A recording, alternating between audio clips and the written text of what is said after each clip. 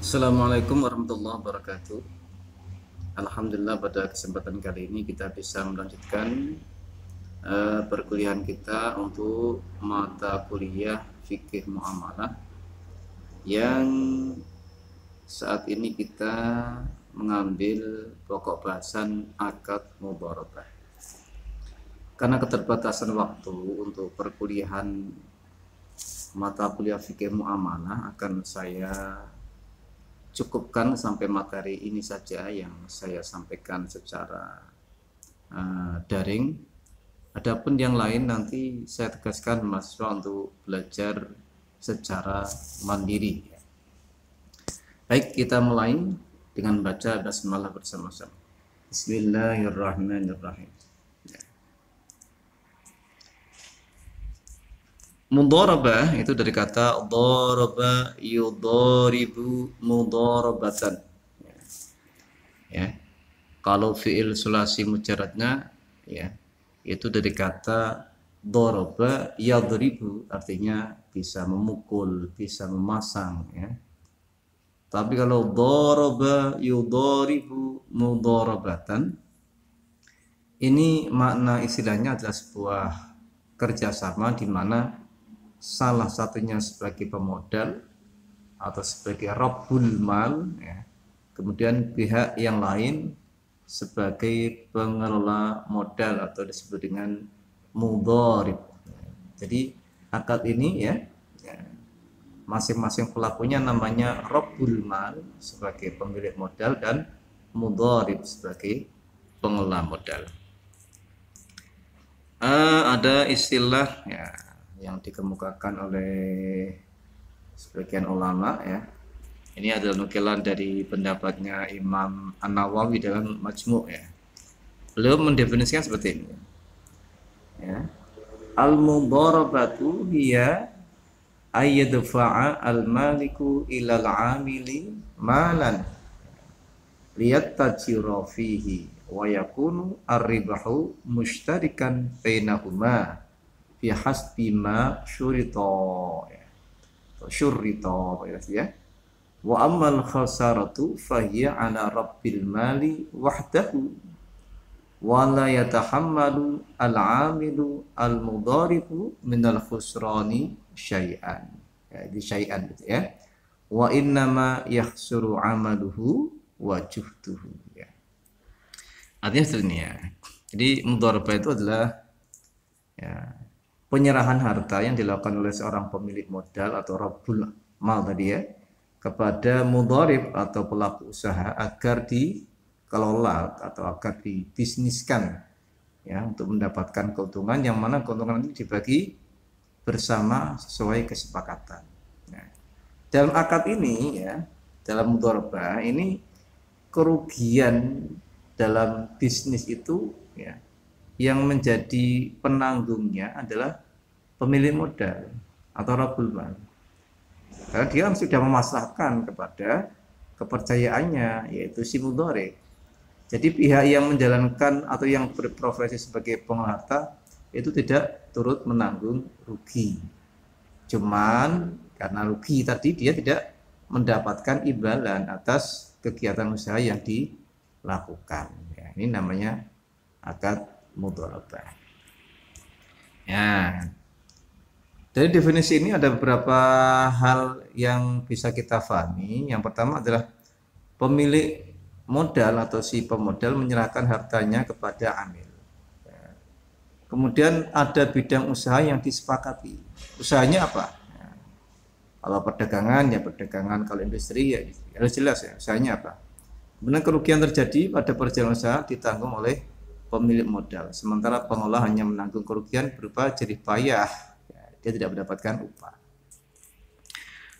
Kemudian landasan-landasannya nanti baca sendiri ya. Ini ada Al-Quran, hadis ya. Hadisnya banyak sekali ya. Ada hadis, kemudian tidak perlu saya bacakan ya. Kemudian ada kaidah usul bahwa dalam semua ya akad-akad muamalah ya, atau akad-akad transaksi kebendaan ya, itu usul fikih yang berlaku kan ini yaitu Al aslu fil muamalati al ibahah ma lam yadulla dalilun ala tahrimiha. Jadi segala bentuk transaksi muamalah itu hukum asalnya boleh selama tidak ada dalil yang mengharamkannya. Ya, ini berbeda dengan ibadah. Kalau al aslu fil ibadah, ya, at-tahrim ma lam yadulla dalilun ala ibahatiha. Kalau dalam ibadah sebenarnya, jadi hukum asal ibadah itu tidak boleh kecuali ada dalil yang membolehkannya. Tapi kalau muamalah, kebalikannya, asal hukum mana-mana akad muamalah adalah boleh selama tidak ada dalil yang mengharamkannya. Termasuk mudharabah ini ya, asalnya boleh ya, karena tidak ada dalil yang mengharamkan mudharabah. Kemudian ada kaidah usul al-hajatu qad tanzilu manzilatad darurah. Kebutuhan masyarakat itu kadang-kadang bisa menduduki keadaan daruratnya. Ya termasuk mudharabah. Sekarang itu kan bisnis itu kan tidak bisa atau sulit dilakukan secara sendiri ya. Semuanya memerlukan kerjasama ya. Kerjasama permodalan terutama ya. Maka bentuk-bentuk bisnis ya, yang mengandung unsur mudharabah ini sudah termasuk bisnis yang memang diperlukan oleh masyarakat banyak yang ya, levelnya bisa menduduki posisi darurat. Artinya ya karena darurat ya andekan itu terlarang pun menjadi boleh, apalagi tidak terlarang. Kemudian as-sabitu bil 'urfi kas-sabitu bisyar'. Suatu yang sudah berjalan ditetapkan oleh kebiasaan masyarakat itu sama ya keadaannya dengan sesuatu yang memang ditentukan oleh syara. Karena sesuatu yang diterima oleh masyarakat secara umum itu kan hakikatnya baik. Nah, sama syariat itu juga ya adalah hal yang baik. Kemudian jenis mudharabah itu ada 3 ya. Yang namanya mudharabah mutlaqah. Yaitu mudharabah yang mana si pemilik modal dengan si pelaku modal itu hanya melakukan akad serah terima modal untuk dikelola. Sementara jenis usahanya itu sama sekali tidak ditentukan atau tidak disyaratkan. Pokoknya bebas lah, terserah si mudharib itu mau melakukan bisnis apa, yang penting si Rabbul Mal atau pemilik modal cukup hanya menyediakan modal. Ya. Kemudian yang kedua adalah mudharabah muqayyadah. Ini kerjasama bisnis yang mana ya, jenis usahanya ya atau karakteristik usahanya itu sudah disepakati bersama. Ya. Terus yang ketiga adalah mudharabah musyarakah, yaitu sebuah usaha kerjasama permodalan di mana pemilik modal itu tadinya dia hanya sekedar menyerahkan modal. Nah, tapi lama-lama dia juga ikut menjadi pelaku usaha atau menjadi pengelola usaha. Atau sebaliknya, si pelaku usaha dulunya hanya sekedar menjadi orang yang menjalankan modal, tapi lantaran mungkin keuntungannya menarik, dia juga ikut menanam saham sebagai pemilik modal. Ya. Jadi terjadi sebuah garis singgung ya, atau masing-masing melibatkan diri ya, dari hanya sebagai pemilik modal juga ikut mengelola modal, dari yang tadinya mengelola modal juga ikut menjadi pemilik modal. Nah, hal dalam ini nanti akan menjadi bentuk kerjasama syirkah ya. Syirkah ya. Kemudian rukun mudharabah, rukun mudharabah ini ada pelakunya jelas ya. Objek, ijab kabul, dan nisbah keuntungan. Nisbah keuntungan artinya persentase atau ketentuan yang berkaitan dengan pembagian hasil keuntungan. Nah, kemudian setiap rukun ada salah satunya, misalkan pelaku ya. Pelaku syaratnya harus cakap hukum balik ya. Nah, dalam hal mudharabah ini tidak mengenal ya, agama apapun, pokoknya mana-mana dia cakap hukum boleh melakukan akad mudharabah. Kita bebas berakad mudharabah kepada siapa saja tanpa memandang latar belakang agama. Nah, Nah, kemudian pemilik modal itu asalnya tidak boleh ikut campur dalam pengelolaan usaha. Nah, dia hanya sekedar mengawasi. Ya. Ketentuan umumnya begitu. Cuma nanti dalam pendapat-pendapat ulama mazhab itu ada juga yang membolehkan bahwa si pemilik dana itu ikut terlibat dalam pengelolaan bisnisnya.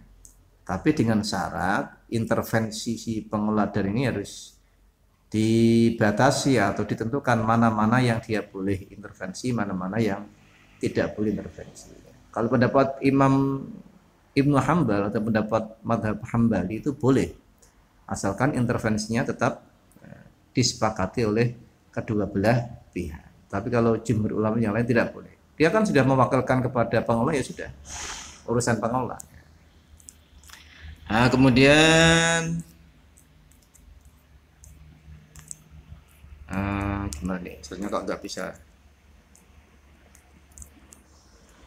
jalan. Objek, dalam hal objek syaratnya ya, modal dalam mudharabah itu harus tunai. Tidak boleh modalnya utang. Artinya utang itu modalnya masih belum bisa di cashkan. Misalkan modalnya masih berupa modal tanggungan di orang lain, ya. Kemudian, nah, modal yang tunai itu juga harus ya, terukur jumlahnya. Kalau modal itu berasal dari beberapa pemilik modal, misalkan sebuah PT misalkan, ya, dia kan karena sebuah PT dia, apalagi PT-nya PT yang sudah go public, di mana dia menerima banyak orang atau siapa saja boleh menanam saham di situ, maka jumlah modal yang berupa saham di situ harus jelas. Kalau ukurannya rupiah ya rupiah semua. Ya, tidak boleh ada yang urun emas, ada yang menggunakan modal berupa rupiah, ada yang dolar, nggak boleh. Ya. Jadi ukuran awal modalnya harus jelas. Ya. Jelas jenisnya, kemudian ukurannya, ya jelas. Kemudian syarat pekerjaannya dikelola, ya. Pengelola modal ya, itu boleh berkontribusi ya sesuai keahliannya, ya.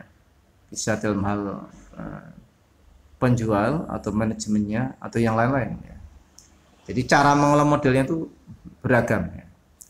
Kemudian ya ini salah satu yang membedakan dengan kerjasama konvensional, bahwa pengelola dana harus menjalankan usaha sesuai dengan prinsip syariah.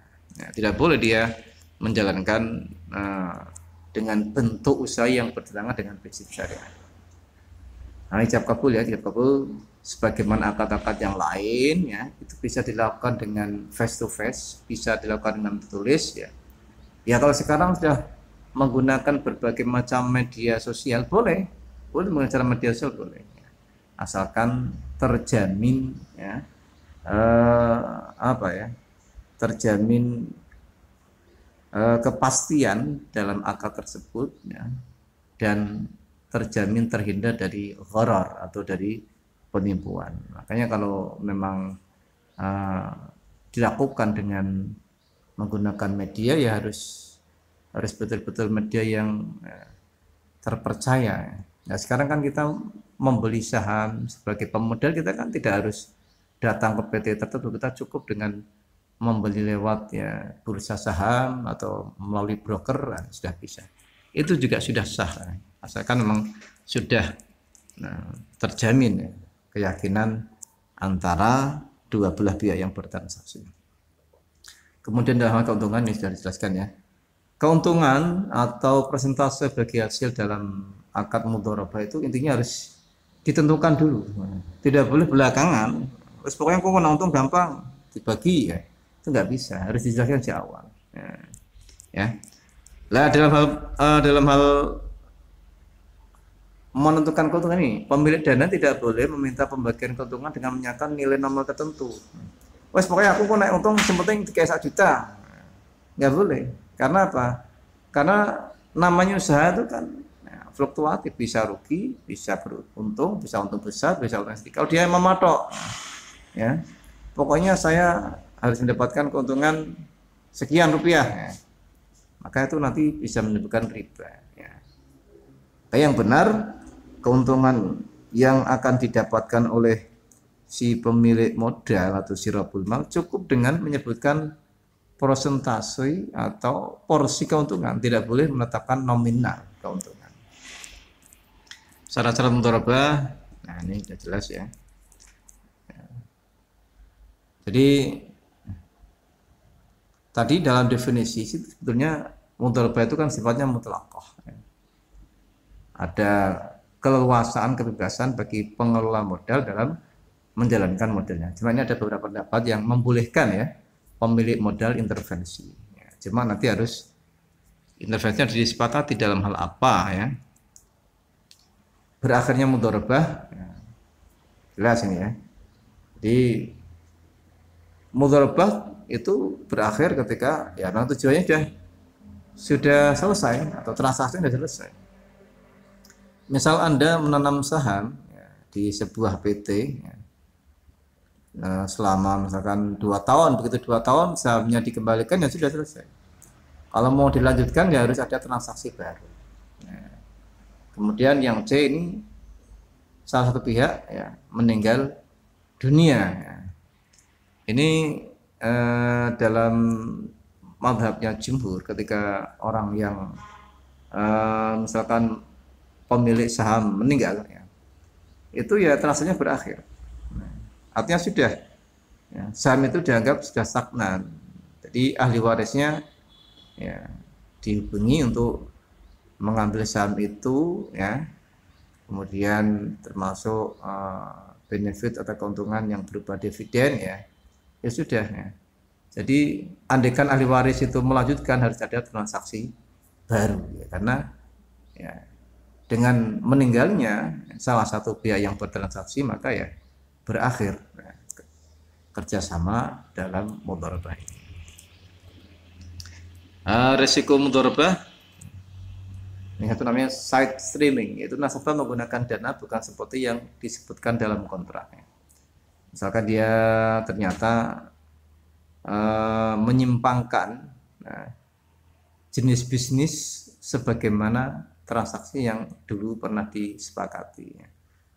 Misalkan ada pengelola modal, dia sudah bersepakat dengan pemodal bahwa usahanya akan dikelola dalam bentuk usaha keuangan, tapi ternyata digunakan dalam bentuk usaha misalkan usaha pertanian atau usaha real estate ya, ini namanya side streaming atau mukhaliful akad, menyalahi akad.